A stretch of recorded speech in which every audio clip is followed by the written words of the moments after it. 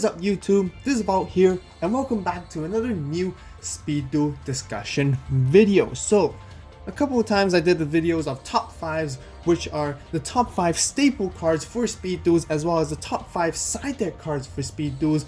And I'm seeing that you guys really like these top 5 series in the part of my discussion videos in my Hope series on the channel. So I decided I wanted to show you guys more and talk about more different top 5 cards. And today the topic, we're talking about the top 5 tech cards for Yu-Gi-Oh and Speed Duels, which is a really cool topic I want to bring out and share with you guys with my personal opinion. So keep in mind that these are just my personal insights. You guys may have your own top 5, but if you guys want to comment down below on your personal suggestions of what you think are top 5 tech cards, be sure to let me know down below. And if you guys like these top 5 videos that I've been always making lately, be sure to hit that like button and subscribe to the AVAULT channel for more Speed Duel content based on these. So first of all, I want to tell you guys that these videos, or these top 5 videos, are really geared towards to help people understand what the competitive environment and the competitive play for Speed Duels are, as well as help you guys who are learning and beginners of Speed Duels to learn the more advanced tactics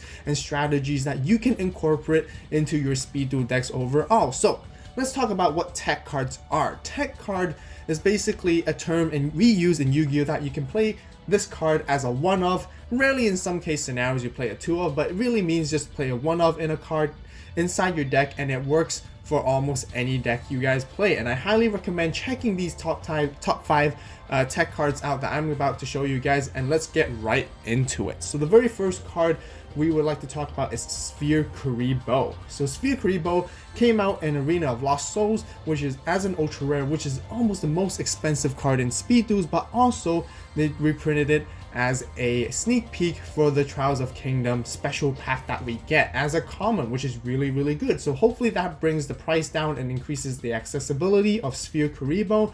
So what basically it does is when an opponent's monster declares an attack, you can send this card from your hand to the graveyard and change the attacking monster into defense position. The best effect is the first part of this card is to basically just change your opponent's monster into defense. The second part is when you ritual summon, you can banish this card from your graveyard as one of the monsters required for the ritual summon. So when I talk about tech card, we're really just focusing on the first part of the effect. It's basically like a kunai with chain or a security orb, but in your hand. So the reason why it's so good to have at least one of is because there's a lot of back row removal in Speed Duels currently. There's Night Beam, there's Dust Tornadoes, some people still play Last Gamble with Dice Spoons, and popping your back row and then your opponent getting the advantages is really crucial. And being able to play Sphere Kuriboh from your hand, which is essentially a hand trap, really surprises your opponents and making them unexpected of what's gonna come. It's a really cool mental game, or mind game I would say. You're often your opponent in the very first game, they don't expect you to play Sphere Kuriboh, especially when you're playing an archetype based deck such as Blade Knight or Gravekeepers and many other random decks out there that have a really full archetype, or insects even. They really don't see this coming, and Sphere Kuriboh can help you change the tide really neatly, and there's no way for your opponent to get rid of it or even anticipate it in the first place. So that's why I really like Sphere Kuriboh as a one-off for many different decks in general for Speed Duels. Next, we're going to talk about bring out 3 different cards for the second card that I believe that deserves in the top 5 tech cards. These 3 all work very similar together, so I decided to group all these 3 cards together, which are Yomi Ship, Blast Sphere, and Maneater Bug. So let's talk about all these 3 cards one by one at a time. They all serve a purpose of destroying your opponent's monster, which is really great, but they all also have minor differences in many situations and scenarios. So first of all, Yomi Ship simply is, if this card is destroyed by battle and sent to the graveyard, destroy the monster that destroyed this card. Very simple. Often enough, you can set this card down. Actually, all 3 of these cards can be set to basically bait your opponent into attacking and getting rid of their monsters, which is really good. Next, we want to talk about Blast Sphere, which has a more flavorful effect, which if this face down defense position card was attacked by an opponent's monster before damage calculation, which that means you don't take any damage, equip this card to the attacking monster, which is really neat. And then during your opponent's next standby phase, destroy the monster that this card is equipped to, and if you do, inflict damage to your opponent equal to the attack of the destroy monster that it had on the field, which is really cool, really powerful card. And this card is mostly played in machine decks, but you can play it in also like a Gravekeeper deck or any sort of archetype based deck to really give your opponent a surprise when debating into attack, especially decks that play a lot of setting monsters. You can really mix and match and really make your opponent think and make them feel scared and make pressure them mindfully when they're thinking and considering into attacking which monster. Blast Sphere can literally become game winning and give you great advantages because it removes the opponent's monster and inflicts a lot of damage to your opponent depending on the monster it's equipped to. So next I want to talk about Maneater Bug along with Yomi Ship and Blast Sphere. Maneater Bug is very similar to Yomi Ship, but it's a flip effect monster. Simply flip and target one monster on the field and destroy it. It works very similar to Yomi Ship as I mentioned, but the cooler part of Maneater Bug, since it's a flip effect monster and you can target one of any monster you would like to have. You can remove the really annoying boss monsters your opponent has or the really annoying monster on your opponent's side of the field, which makes it really great. And also the main goal is you want to set this card, bait your opponent into attacking, so then you can get more advantages during your next turn. So all three of these cards serve very similar purposes, and I highly recommend playing one out of the three in to have a really cool tech card in your deck to give your opponent a surprise overall. I personally like Yomi Ship the most, which I will explain more further in detail later why so than Blast Sphere and Maneater Bug. But let's go into the very third card of the top 5 tech cards in your speed duel. So the third card is Jar of Avarice. So you guys have seen this in my discussion of the top 5 side deck cards to have, and why this card is also really good to even have in the main deck, especially when you're playing decks that are really fast and really consistent in terms of draw power and utilizing resources in the early game. Jar of Avarice is a really neat tech card to help you out in the later game.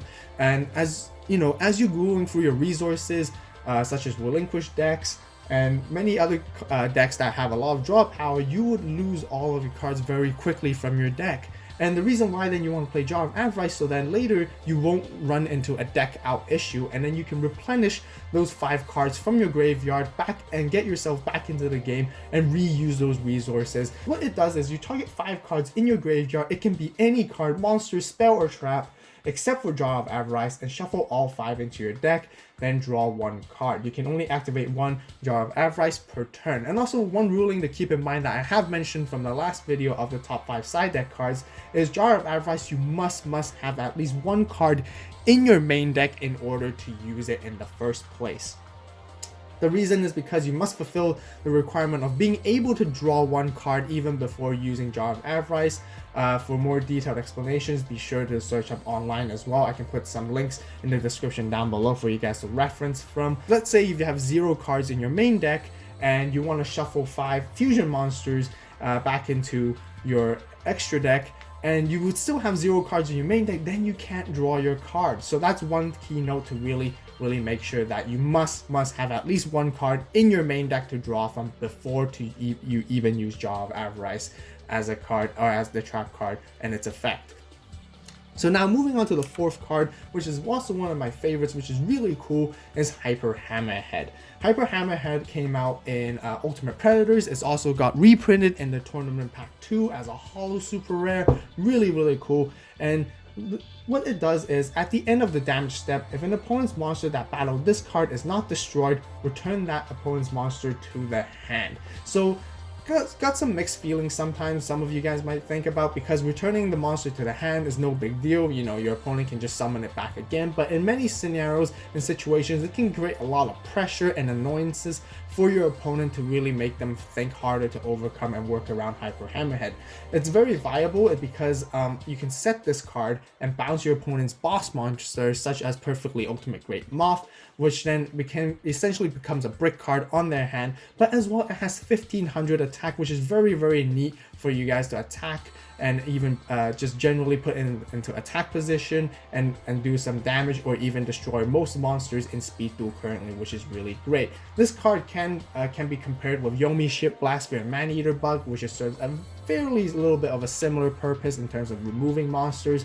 But I personally like this card a little bit more simply because you can go with the aggressive mode and attack as well, rather than setting them into defense for the most cases. Now moving to the last and one of my favorite top tech cards that you must have to play in most any decks is Zombina. At least one of is really great. Zombina is basically a great floater to bring back monsters from your grave and reuse and recycle their effects. So if this card in its owner's possession is destroyed by an opponent's card, it can be card effect or by battle, you can target one level 4 or lower monster in your graveyard, which basically there's no type restriction or attribute restriction at all except for Zombina, and special summon it. So what can really work well, I did mention I really like Yomi Ship, is because Zombina works best very well with Yomi Ship as well as Hyper Hammerhead. You can basically playing one copy of Zombina essentially grants you access to another Yomi Ship or another Hyper Hammerhead from your graveyard, which is really neat. So this is why I prefer Yomi Ship in combination with Zombina, because Zombina's effect, bringing back Blast Sphere or Maneater Bug, they won't get their effects and you won't make the best out of it overall. But Zombina once again can work well with Hyper Hammerhead as well. And it also has 1400 attack, which you can put it in attack position, which is kind of neat to even bring out little aggressive plays to attack into your opponent, deal a little bit of damage, as well as destroying quite a few monsters in Speed Duel overall, and forcing them. Your opponent will have to rethink if they really want to attack your Zombina. They'll be checking your graveyard often enough to really make sure how it goes and whether before deciding they really want to attack into Zombina or not. So basically that rounds off my top 5 tech cards in Yu-Gi-Oh Speed Duels currently. And once again, keep in mind this video was done after the release of Trials of the Kingdom booster set, so these are the most updated. I plan to do more updates as more new sets come along every now and then, so be sure to comment down below if you guys want to see more of these top 5 series and discussion videos of Speed Duels. Hopefully overall, I hope you guys learned a lot and enjoyed this video. If you did, be sure to hit that like button, comment down below, subscribe to the AVAULT channel for more awesome and epic Speed Duel content on here. This channel mainly focuses on Speed Duels, so be sure to subscribe if you guys are wanting to learn more about Speed Duels in the Yu-Gi-Oh overall. So once again, thank you guys so much for watching. You guys have a great day, great night, wherever you are. And this is AVAULT signing out.